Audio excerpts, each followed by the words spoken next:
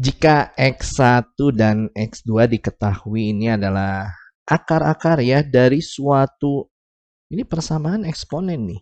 Ya, coba kita tuliskan dulu persamaan eksponennya 9 pangkat X dikurangi 4 dikalikan dengan 3 pangkat X tambah 1. Kemudian dikurangi dengan 2 dikalikan dengan 3 pangkat X ya. Kemudian ditambah A, ini sama dengan 0. Ya, nanti dari persamaan ini kita akan mendapatkan dua solusi, yaitu X1 dan X2 di sini. Ya, kemudian ada keterangan tambahan kalau X1 tambah X2 ya. Jadi kedua solusi ini kita tambahkan, itu sama dengan 2 dikali 3 log 2 tambah 1. Nah, nantinya kita akan mencarikan nilai A yang ada pada persamaan eksponen ini. Nah, ini ya, nilai A-nya kita akan carikan. Oke. Kelihatannya langkah pertama ini harus sedikit ubah. Persamaan eksponennya harus sedikit diubah. Dengan cara gini, coba kita munculin angka pokoknya yaitu 3. Kenapa? Karena di sini nih, ini bentuk pangkat ya. 3 pangkat X plus 1, ini angka pokoknya 3. Nah, kemudian di sini juga angka pokoknya 3. Nah, kelihatannya yang 9, ini kita munculin angka pokok 3 juga nih. Dengan cara 9 itu kan 3 pangkat 2. Nah, paham ya? 3 pangkat 2-nya nanti pangkat X. Kemudian dikurangi 4 dikali, nah ini gini strateginya ya. Ini kan kalau kita lihat ya, yang ini aja, coba kalian lihat ya. Ini bentuk eksponen angka pokok 3 pangkatnya X. Ini kelihatannya selain kita ubah angka pokoknya jadi 3, pangkatnya juga nanti kita akan ubah menjadi X. Ya, dengan cara yang ini dulu aja nih. Yang 3 pangkat X plus 1 itu akan mengikuti aturan sifat. Kalau A pangkat M tambah N itu bisa kita uraikan menjadi A pangkat M dikalikan dengan A pangkat N. Nah, ini. Ya, ini ada salah satu dari sifat bentuk pangkat atau eksponen. Nah, sehingga untuk 3 pangkat X tambah 1 kita bisa uraikan menjadi 3 pangkat X dikalikan dengan 3 pangkat 1 ya. Sesuai sifat ini. Paham ya? Nah, ini muncul nanti 3 pangkat X-nya muncul di sini. Nah, kemudian dikurangi 2 dikali 3 pangkat X-nya kita tulis ulang. Kemudian ditambah A, dia sama dengan 0. Nah, yang ini nih, sekarang nih. Yang 3 pangkat 2 pangkat X. Nah, ini gimana caranya supaya kita munculin juga 3 pangkat X. Kita bisa menggunakan sifat ini nih. Kalau kita punya A pangkat M, ya kemudian dipangkatin lagi N, ya ini akan sama dengan A pangkat N pangkatin dengan M. Jadi pangkat ini tukar posisi boleh. Ya, jadi yang N masukin ke dalam kurung, yang M di luar kurung nggak masalah. Ini kan kalau pangkat berpangkat, ya ini sebenarnya pangkatnya dikaliin. Ya, ini jadi A pangkat M kali N, ya sama juga ini.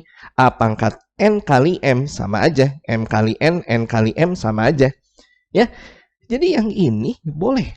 Kita tukar posisi yang pangkat X masuk ke dalam kurung. Nah, seperti ini ya. Yang pangkat 2 pindah ke luar kurung. Nah, boleh ini. Ya, mengikuti aturan sifat yang ini. Nah, yang lain coba kita tulis ulang aja. Ini yang 4 kali 3 dulu aja nih. 4 kali 3 itu adalah 12. 12 dikalinya dengan 3 pangkat X. Dikurangi dengan 2 pangkat 3 pangkat X. 2 dikali ya. Maksudnya 2 dikali 3 pangkat X. Kemudian ditambahkan dengan A. Dia sama dengan 0. Paham ya? Nah, ini muncul nih. Ya, bentuk pangkat. Yaitu 3 pangkat X. Nah, di sini untuk memudahkan nantinya dalam perhitungan, kita misalin dulu aja. Ya, kita misalin yang 3 pangkat X ini kita misalin jadi satu variabel baru aja ya. Katakanlah boleh P aja ya, kita misalinnya ya. Jangan A ya, karena di sini ini udah ada variabel A. Coba variabel yang lain. Kita misalin nih, kita geser dulu nih. Ya, jadi 3 pangkat X-nya kita misalin jadi P. Ya, artinya kepersamaan ini ketemu 3 pangkat X, sementara kalian gantikan jadi P. Sementara gantikan jadi P. Ya, jadi 3 pangkat X pangkat 2 ini menjadi P pangkat 2 ya. Ketemu 3 pangkat X, sementara gantikan jadi P. Dikurangi 12 dikali 3 pangkat X lagi ya, 12P. Ya, 3 pangkat X sementara kita ganti jadi P. Dikurangi lagi dengan 2. Nah, ini ketemu lagi 3 pangkat X. Sementara gantikan dengan P juga ya. Jadi dikuranginya dengan 2P. Kemudian ditambah A sama dengan 0. Kita akan mendapatkan persamaan kuadrat bahwa P kuadrat. Nah, min 12P min 2P itu adalah negatif 14P. Kemudian belakangnya ada tambah A. Dia sama dengan 0. Dapat nih, ini persamaan kuadrat, tapi ini nggak sempurna dalam arti konstantanya ini nggak diketahui. Ini masih dinyatakan dalam A ya. Ini konstanta yang ini nih. Ya, angka yang berdiri sendiri. Nah, cuman kita punya keterangan kalau X1 tambah X2 itu sama dengan 2 dikali 3 log 2 tambah 1. Ya, jadi kalau si akar-akar ini atau solusi dari persamaan eksponen ini kita jumlahkan, nah ini hasilnya. Nah, ini strateginya kelihatannya dari sini. Kita carikan perkalian akar-akar bentuk persamaan kuadrat ini nih. Nanti ada alasannya. Kenapa kita carikan perkalian akar-akar? Ya, jadi maksudnya kalau kita kalikan, nanti di sini kita dapat 2 solusi ya dari bentuk persamaan kuadrat ini. Solusinya P1 dan P2 tentunya. Ya, ini variabel masih dinyatakan dalam P. Nah, kalau P1-nya dikalikan dengan P2, kita punya rumus. Ini adalah C per A. Ya, ini bentuk persamaan kuadrat, nggak boleh lupa ya. Hasil kali akar-akar itu ya C per A. Di mana nanti ABC-nya ya, ini kita geser dulu, kita tentukan dulu ABC-nya. A itu angka di depan yang bentuk kuadrat. Nah, di depan yang P kuadrat ini ya koefisiennya 1 atau angkanya 1. Kalau nggak dituliskan ya. Jadi di sini A-nya tuh 1, kemudian B itu yang di depan P, min 14. Nah, ini satu kesatuan, nanti tandanya dibaca ya, min 14.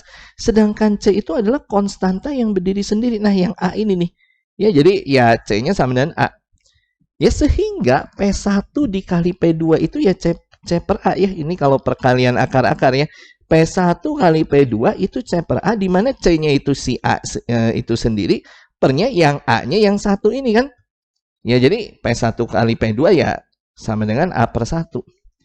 Bisa ya dipahami, A per 1 kita bisa tuliskan ya A aja di sini. Nah, kemudian gini. Tadi kan P itu permisalan dari 3 pangkat X. Sehingga untuk P1 ya bisa kita gantikan lagi jadi bentuk 3 pangkat X ini kan. Nah, cuman 3-nya pangkat X1. Sesuaikan, karena di sini P1 ya ini 3 pangkat X1 ya. Jadi ini dibalikin lagi. Si P ini dibalikin lagi jadi 3 pangkat X. Kemudian dikalikan dengan P2-nya berarti 3 pangkat X2. Sesuaikan, karena P2 ya di sininya X2. Sama dengannya A. Nah, nanti dari sini gini. Ini bentuk perkalian ya. Perkalian bentuk pangkat, angka pokoknya sama nih. Sama-sama 3. Ini ada sifat eksponen lagi. Ini menjadinya angka pokoknya ditulis ulang. Si 3-nya pangkat tambahin.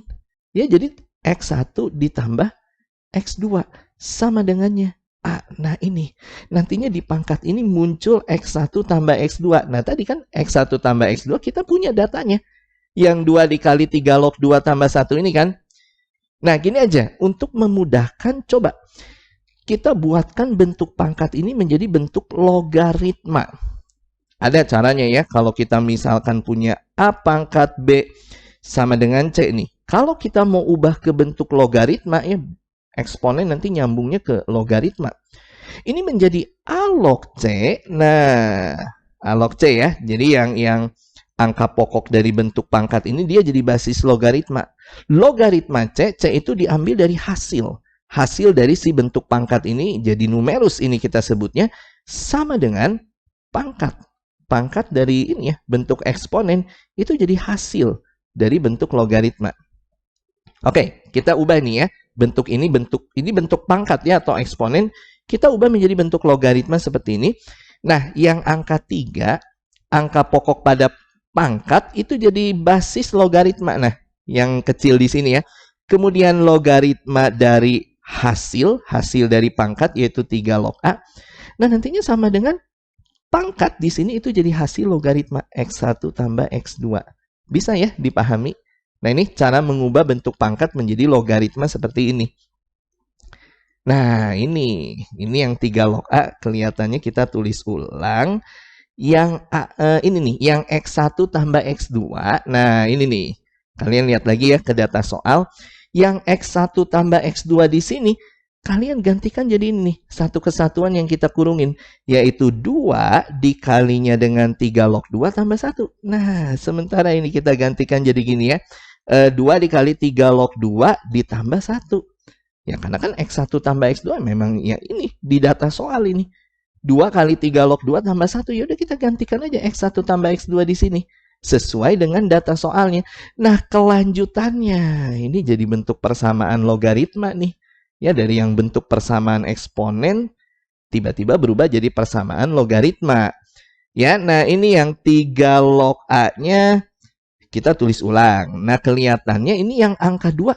Kita geser ke pangkat, boleh. Ini salah satu sifat logaritma ya. Jadi kalau kita punya N dikali A log B, ya ini si N ini kita bisa geser ke pangkat numerus. Itu menjadi A log B pangkat N. Nah, ini jadi kalian harus menguasai ini sifat-sifat eksponen dan logaritma di sini. Jadi yang angka 2 kita bisa geser ke pangkat. Ini jadinya 3 log 2 pangkat 2 ya. Ini yang 2 geser ke pangkat, 2 pangkat 2 itu 4. Langsung kita bisa gantikan. Jadi 3 log 4. Ditambah, nah yang angka 1, boleh dong kita ubah menjadi 3 log 3. Kita ubah menjadi bentuk logaritma juga. Basis dan numerusnya sama, itu 1. Ya, 3 log 3 itu 1. Ya, kenapa kita pilih 3? Supaya nanti ini basisnya sama nih. Sama-sama 3 dengan yang 3 log 4. Ini nanti kita bisa sederhanakan. Yang ini 3 log A kita tulis ulang, yang ruas kiri. Ini bisa kita sederhanakan. Penjumlahan logaritma bisa kita sederhanakan menjadi ini ya. 3 lognya kita tulis ulang. Ini basis sudah sama. Penjumlahan logaritma seperti ini kita bisa ubah menjadi bentuk logaritma perkalian dari numerusnya. Jadi di sini disederhanakan dengan cara ya ini numerus langsung kita bisa kalikan 4 kali 3 atau langsung 12 aja. Selesai. Kalian bisa lihat ya. Ini bentuk yang identik. Basis sama-sama 3. Ini udah jadi bentuk logaritma kiri kanan. Ya samain numerusnya. Berarti A di sini sama dengan 12. Selesai. Nah ini ya. Cara kerjanya ini benar-benar tipikal ya soal UTBK, SBMPTN.